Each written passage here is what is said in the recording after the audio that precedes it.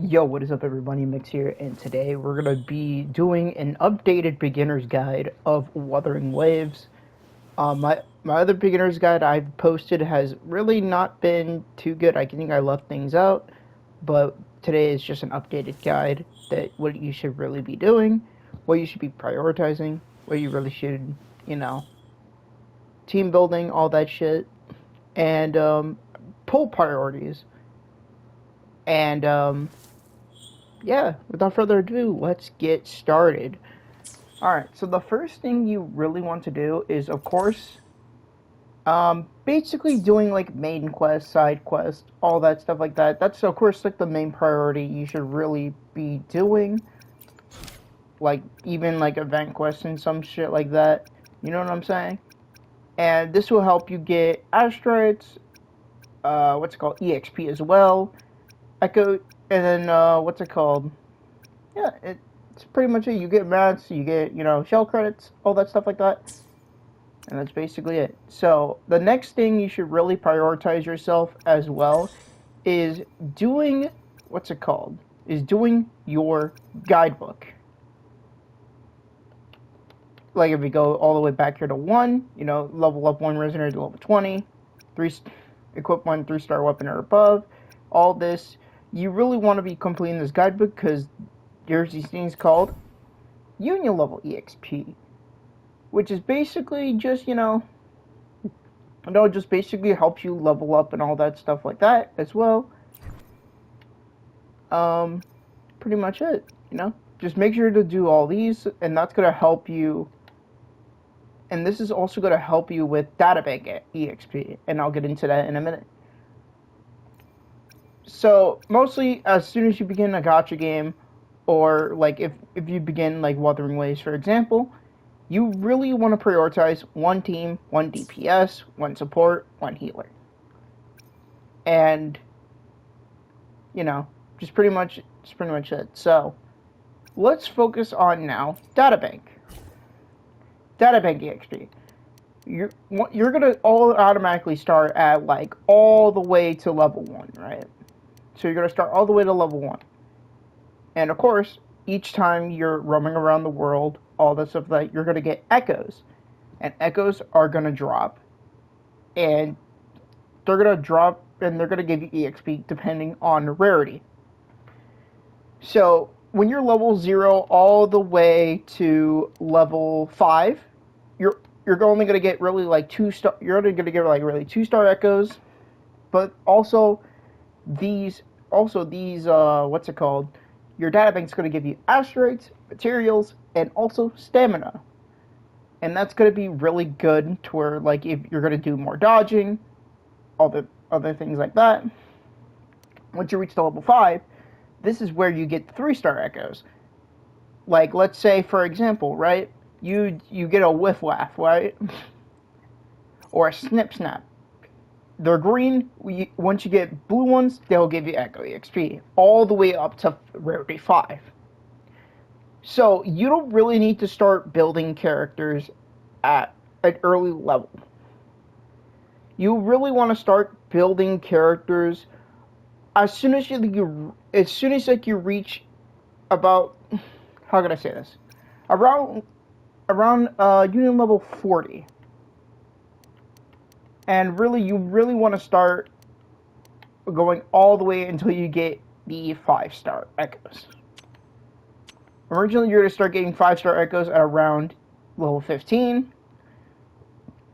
That's basically why you want to grind a lot of, what's it called? A lot of the lower end, like 4 to 3 stars as well. And then once you reach level 15, you're going to get 5-star echoes. And that's when you really want to try to grind those 5-star echoes for a bit until you reach 17, which is finally going to get a 50-50. And then all the way to 19 or 20. Before, in the beginning of 1.0, it was only up to 20, which 80% of the time you get a 5-star echo. But now, ever since once you reach level 21, all you're really going to get is 5-star echoes. So that's basically what it is for. That's basically it for the whole ecosystem that you should really be doing. So now I'm going to be talking about this over here, the new implementation, Echo Management. So for your DPSs, for example, Rite of Gilded Revelation, which is Luke Hurson's set, right?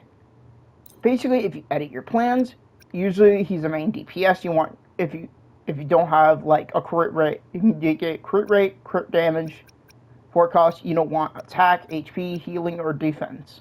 So you really just want to get rid of these, right? And this is going to help you out because once you get these, every time you get like electro damage bonus, let's say, you know, these are going to automatically be in your dismantle slot. And this is very helpful for farming. So of course, most DPSs you want an attack 1 cost, attack or spectral, either for example with Curson, spectral damage or any type of attribute damage. It depends on the DPS you have. And of course, some of them crit rate, crit damage. And like I said too, you can dismantle any of these, but also work on it. This is when you're ready to farm echoes. Alright, so that's enough of that. We also have over here the merging system. Now, I would suggest save your green, blue, and purple echoes. The reason why I say this is because once you reach to that level like 18, you know, 18, 21, you want to use this to further get more echoes, which are going to be 5 stars, and that's going to help your Echo EXP go up. Also, like I said too, the guidebook also helps out giving you Echo EXP as well. Like for example, if I go back, yeah, like right over here, right? Echo EXP, right here over here. This is also going to help you out a lot. Alright, so the main focus you want to do on your material spots is you really just want to focus on getting like, you know, resonance potions, energy cores, or shell credits. But you mainly want to do energy cores or resonance potions. Forgeries is going to be also very helpful for you because it's going to be, because you know, you're also going to get union level EXP, but also materials. Now you don't want to farm these until you're like, I would say phase 4, because you're gonna get purples. You're gonna get purples, or phase 5, for example. Phase 5 is where you're level 40, and it's gonna be very, very helpful for you guys to actually, you know, farm that you know, those golden mats, also well as the purples. So when you're first starting out, all you really want is resonance potions and energy cores. And of course, so when you're starting out, you want to build one team. Again, healer, support, main DPS. For example, right? Let's say we're going to use Luke, for example. Luke is a very free-to-play friendly unit because you can end up having, you know, a Sanhua, which you get for free when logging in 7 days when you first start playing. Sanhua is a very good buffer, buffing basic attack damage. Also, you can either have Shorekeeper in the starting banner, and I suggest this, new resonators or new players should go for Shorekeeper. Reason being is because she's going to be very beneficial to your account, and the reason being is because understood. I am here to serve. The reason why is because her ultimate really gives out crit rate and crit damage depending on her ER. And of course, she doesn't really need her signature. You have a 4-star option, being variation, which is going to shorten her rotation a whole lot. So like I said, for example, Luke, Sanhua, what's it called? And Luke Herson. Yeah. Luke, Sanhua, and then Shorekeeper, or Verena, which you automatically get one for free because it's like the standard banner, so it's like the standard character selector. Do not choose anyone other than Verena. Reason being is because you're going to have your beginner banner, and if you either get any of the characters, don't fret by it, because Verena is going to be also very beneficial to your account, because she is now the third best support in the entire game behind Shorekeeper and Mornier. Alright, so basically what's next you should really be doing? Past events. Past events is what you should really be doing too. Once you reach Renacida, I suggest, and this is just my opinion, don't go to Renacida or Lahai Roi first. You want to go ahead, do all of Jinzhou first. Then, after you finish Jinzhou, go to Renacida. After Renacida, go to Lahai Roi. And you're going to have Flight in the first region, if I'm not mistaken, I think update 2.6 or 2.7. And it is very good because it's going to make exploration very easy. And that's my next thing. Exploration. Always do exploration first. If you're free to play or a low spender, always go do exploration. Because, like on the first region, right? You want to do exploration everywhere here. You want to get all the way up to 100%. Reason being is because these are to give you rewards. 25% giving you resonance potions. 2, giving you these types of tuners, which are going to be very good for you to finally build your characters. And of course, giving you it's going to give you forgery premium supplies, and of course, standard pulls as well. Which brings me up to the pull management. So, what you really want to do, right, is, let's say you get Kalchar, right?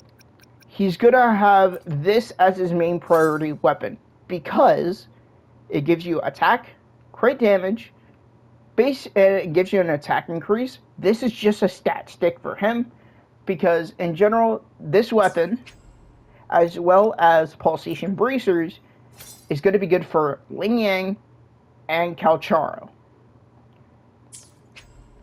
Or, if you have someone else, like a support or a sword user, like Havoc Rover, once you're done with the 1.0 story, EOG is always the way to go because it gives you ER and crit rate.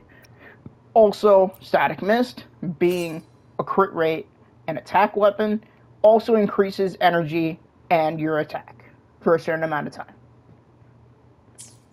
So these are the best weapons you really want to pull, which is Static Mist, EOG, Basic Homogenizer, Pulsation Bracers, and Radiance Cleaver. Again, if you have Gacha, Radiance Cleaver, if you have someone else like I said, Ling Yang, being Pulsation Bracers. Or if you want to stick with Havoc Rover being your main DPS, go Emerald of Genesis. And always for your pull management, never pull on the, the standard Resonator Comp. Never pull on this. Always pull on the standard weapon banner. Reason being is because, let's say you're pulling, for example, right? Let's say you lose the 50-50. You're going to get that standard unit if you use the 50-50. Of course, the standard unit is going to be random, but, it is what it is. It's what happens. So, and I'm going to be completely honest with you guys. every main DPS, for example, Hiyuki, doesn't need her weapon. Does it make her do more damage? Yes.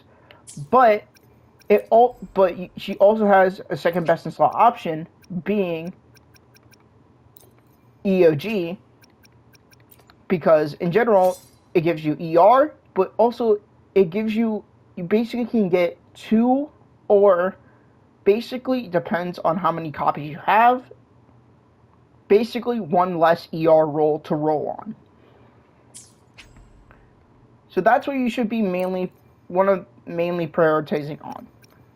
Alright, so I want to talk about tacit fields for a minute. Tacit fields. You want to basically start getting the golds at phase 5. Or sorry, at phase 4. But at the same time, you also get purple ones. So you really want to start going at phase 4 if you want to, because you're going to start building your characters as well. But just for a safe bet, I would say wait till you are tier 5. That is my personal opinion, because it also, if I remember correctly, oh no, never mind. But I would say, because in general, once you get all the way to phase 7 or phase 8, you're only going to get 5-star echoes. Or, this is where technically Databank helps out too, is that you're only going to get 5-star echoes once you're, Databank level 21. So, and of course, you have your battle pass here that helps you out, give you mats and materials. You want to do all these, of course, the weekly stuff as well, so that, because you're going to get mats and materials here. So, I think, is that it, what I need to explain? Yes, it is. Remember, guys, just clear your map, do story, wait till you're like around 21, so that way you can really, get all your echoes.